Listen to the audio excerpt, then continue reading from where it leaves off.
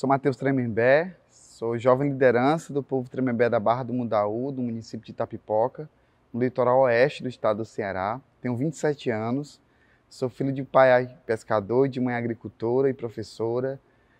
Cresci no chão da aldeia, né, e hoje estou cursando agronomia na Unilab, né, e pesquisando cultura alimentar e transição alimentar nos territórios indígenas e evidenciando o processo de produção cultural no meu território.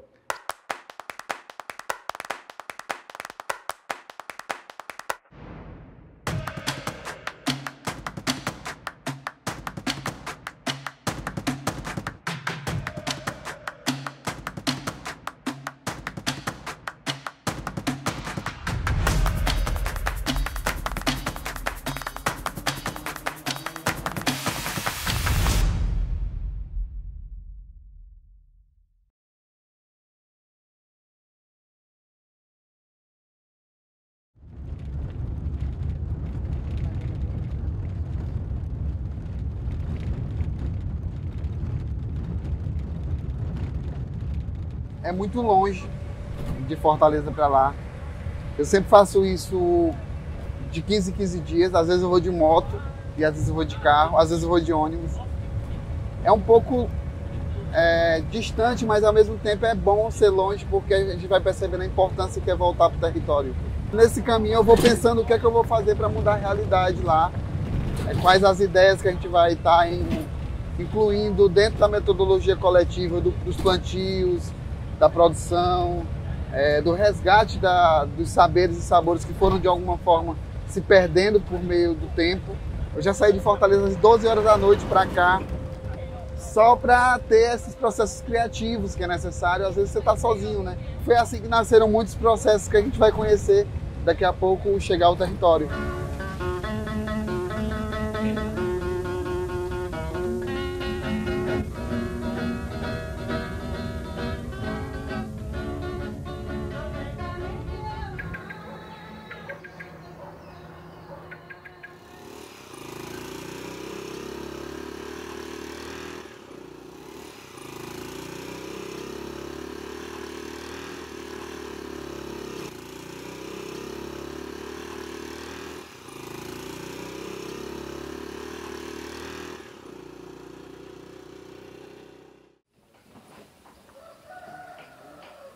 Aqui a gente está no ponto de cultura, Recanto dos Encantados, um espaço coletivo do nosso território, onde a gente pratica e trabalha a cultura Tremembé, os saberes, os sabores, os costumes e tradições. É aqui que acontece a festa do Murici Batiputá, é aqui que acontece a festa de Iemanjá, o ritual do alimento ancestral e tantos outros trabalhos coletivos. E aqui é a nossa cozinha coletiva, como todas as cozinhas do nosso território. São cozinhas onde a gente prepara o nosso alimento, que para nós não é só um alimento físico, mas também é espiritual. Né? Aqui a gente está com peixe cozido, um peixe aqui do nosso praia, do nosso mar. Né? O pirão de farinha amarela, né? De farinha d'água, né? Que é a nossa famosa farinha d'água. Também de uma farinha produzida na nossa casa de farinha coletiva, né? Onde a gente produz a farinha amarela, a gente produz a farinha branca, a gente produz a nossa goma de tapioca, a nossa borra. E todas essas práticas alimentares, elas são conectadas ao território. Por isso que é tão importante a identidade da cultura alimentar indígena e a relação com o território, mas também a relação campo-cidade.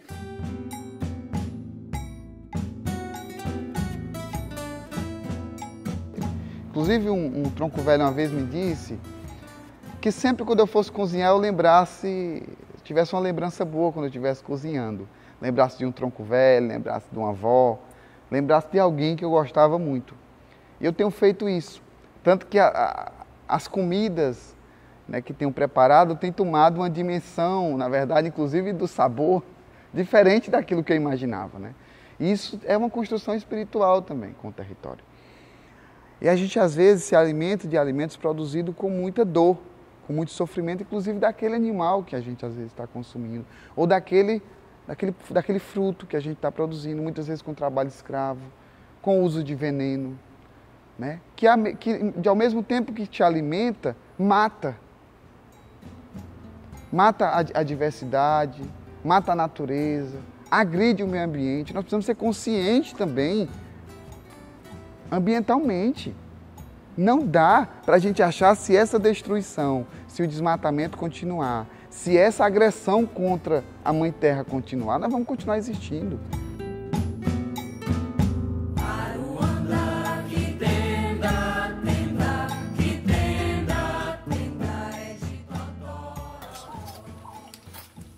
Vocês querem render cana? Não. Quer comprar? Quer minhas carnes? Não. Não, sim. Você falou que ia dar uma ajuda, né? Aí eu... Agora as garrafas não, mano. Eu tenho. E os nossos troncos velhos faziam uma fala, e eu na Unilab, lembrando muito disso, que era, nós somos os daquele tempo e os daquele tempo são os de hoje. E nós somos o que a gente come, o que a gente planta, o que a gente faz no dia a dia. Como é que nós somos de hoje? Nós não sabemos o que aconteceu naquele tempo, né? Das fomes, das secas que foram passadas e que isso pode retornar um dia se a gente não cuidar da natureza, essa relação com a natureza. E aí o outro debate era sobre as sementes crioulas, né? A importância que esse patrimônio genético tem para dizer quem nós somos, onde nós estamos e como a gente está cuidando disso tudo. Se a gente é o que a gente come, com certeza aqui na aldeia, conectado ao território, conectado a esses saberes, nós certamente teremos mais saúde. Por isso que a gente precisa da terra. Muitos se questionam por que os povos indígenas lutam por território, por que querem tanta terra. Porque para a gente a relação com o alimento, ela passa pela relação com o território. A relação com os saberes e com os sabores, ela passa pela relação com o tempo e que é geracional. E por isso que a gente precisa conversar com os mais velhos e aprender quais receitas e quais preparos fazem parte da nossa identidade enquanto povo. E é lógico que a gente está se adaptando e tentando sempre adaptar de forma responsável e pautada na continuidade da nossa luta, da nossa cultura. E é um desafio enorme, porque se nós temos a nossa cultura viva de produzir, de preparar o alimento, que é nosso, que nós conhecemos, que a semente é ancestral, é do nosso antepassado, nós temos segurança no que nós estamos comendo, que nós estamos dando para o nosso filho. Não é um alimento transgênico, produzido, ultraprocessado que vem de fora. Estamos falando de algo que é nosso patrimônio. Vamos cuidar.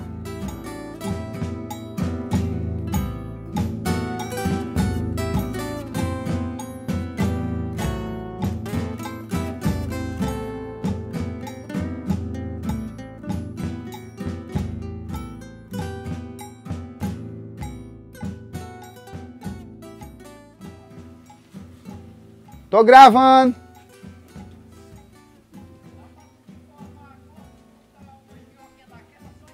A manual? Sem o motor? Pequeno, né? Tá. E eu acho isso muito massa. Isso é legal. Porque isso mostra que a gente é importante. E aí fui pesquisar cultura alimentar, pesquisar o óleo do Batiputá, que pra gente é um óleo sagrado, que faz parte da nossa identidade, da nossa cultura, que já vem sendo transmitido esse saber fazer artesanal de geração para geração. A geração da minha avó, da minha bisavó falava desse óleo e as atuais também faziam esse óleo. Então eu queria pesquisar a fundo e entender como era o processo de produção do óleo de Batiputá. Mas também tinha um link com os saberes e sabores da cultura alimentar do povo Tremembé da Barra do Mundaú. Esse é o óleo de Batiputá, que foi o início da pesquisa, o processo que iniciou essa pesquisa sobre cultura alimentar, mas que também é produzido no meu território pelas famílias das 4 aldeias e que além de uma fonte de subsistência, é o alimento que a gente tem que ter em casa e também a cura que a gente tem que ter em casa. Para produzir 1 litro desse óleo, para vocês terem noção, eu preciso de 30 quilos de fruto de Batiputá, que é esse frutinho minúsculo, essa pérolazinha negra que existe no nosso território. E a colheita, ela é dentro das capoeiras, dentro da mata nativa do território, porque ele não dá para reproduzir por mudas. É nativo, ele nasce na mata, a gente vai lá, uma vez por ano, de dezembro a março, faz a colheita e prepara esse óleo.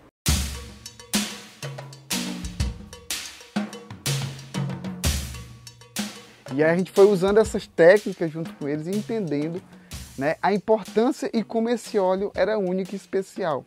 E E a gente foi também se debruçando sobre pesquisas acadêmicas que existiam sobre o óleo de Bate-Putá e descobrimos que não era possível produzir ele de forma mecanizada ou industrializada, por exemplo. Ele era um óleo artesanal e vegetal. Então, por isso que deu essa dinâmica, essa liga de que era algo único só nosso, a gente precisava valorizar.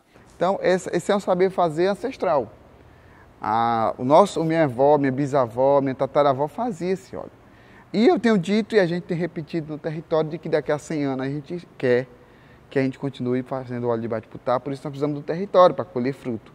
Porque daqui a 200 anos, 300 anos, 500 anos, que esse óleo continue sendo referência para nós. Portanto, que a gente já procurou em outros territórios. Existe o Bate-Putá, que é o fruto, mas não existe a produção do óleo, porque precisa de muito fruto. E nós temos matas nativas suficientes. Hoje, claro, ameaçada pelo desmatamento, né, feito pelos os não indígenas, e a gente luta para que isso seja resolvido com a fiscalização e com a demarcação do nosso território.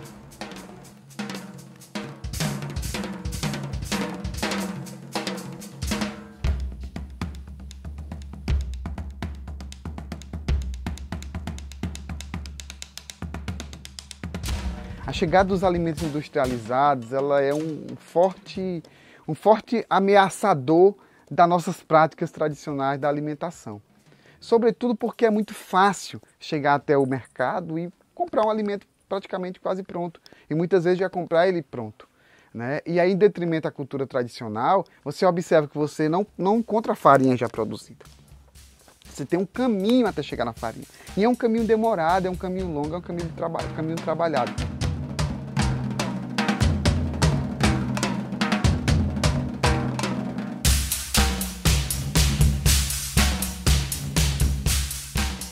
Vocês acham que quanto tempo demora para que a farinha fique pronta?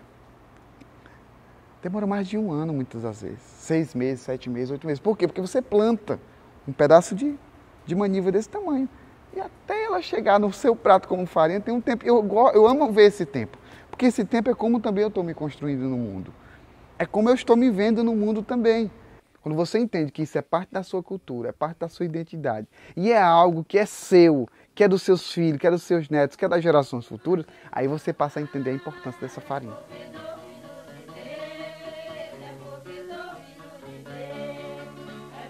Quando eu completei 18, o pai disse assim, cuida contigo, vamos para o mar pescar. Eu fui, o mar não me aceitou, né? Aí meu pai falou assim, realmente tu não é do mar, tu nasceu para caneta, e eu fui entender que era uma sabedoria das matas, né? Então eu estou nessa área, meus irmãos são pescadores, eles vão para o mar, eu não sinto nem a maresia.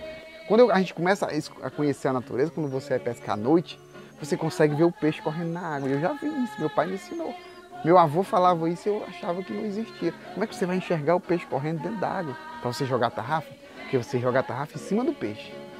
Então você começa a ver o peixe. Você começa a ver a água borbulhando e o peixe correndo. Então você joga a tarrafa em cima. Só que aquilo é uma ciência, é uma experiência que você ganha com o tempo. Então eu acho que a pesca é isso, a agricultura também é isso. Quantas vezes eu não plantei o pé de mandioca de cabeça para baixo e ele não nascia? E o pai era que no outro, depois, no tempo de nascer, e olhar a mandioca tudo plantada errado. Porque eu não sabia, eu fui aprendendo e hoje eu faço certo.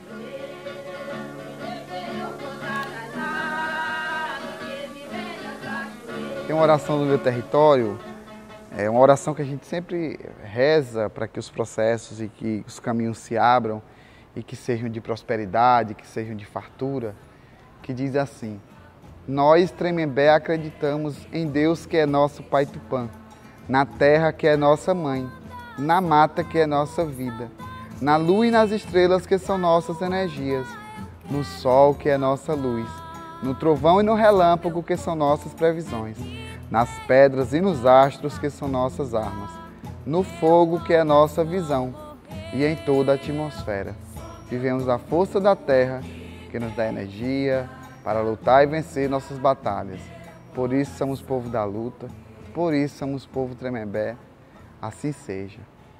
E como tem uma saudação da Encantaria que diz muito bem, que diz assim: não tem rio que eu não atravesse, não tem caminho que nós não ande, Não tem pau que nós não arranque, não tem pedra que nós não quebre, e não tem mal que nós não cure.